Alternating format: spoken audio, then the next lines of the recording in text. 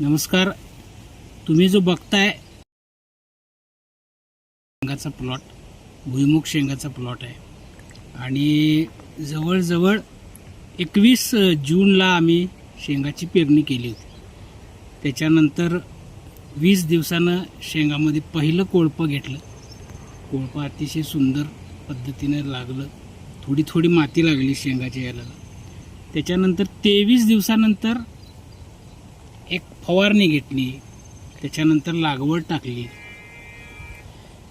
व आज 28 दिवसानंतर पुन्हा दुसरं आम्ही कोळपं त्याच्यात मारतोय आणि चांगल्या पद्धतीनं कोळपं लागत आहे. मऊ खुसखुशीत माती तुम्ही बघू शकताय. कोळपं कशा पद्धतीनं लागते आणि या कोळप्याचा खरंच खूप फायदा आहे. शेतकऱ्याचं खरं म्हणजे हे बचत करते. एका गड्याचं किंवा 2 गड्यांचं काम हे एक कोळपं करते. सायकल कोळपं याला म्हणतात.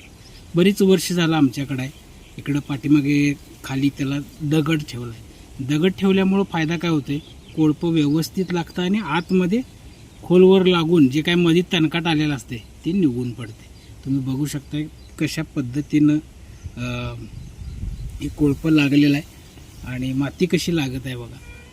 आणि छान असा शेंगाला असा कलर काळोखी आलेले आहे. त्याचबरोबर आता 30 दिवसानंतर त्याला फुलं सुटायला चालू झाली.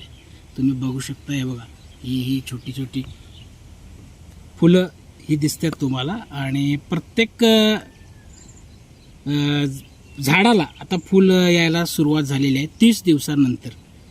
आणि बघू आता पुढची फवारणी काय घ्यायची, कसं घ्यायची, हे व्हिडिओ तुम्हाला मी टाकत जाईल. धन्यवाद.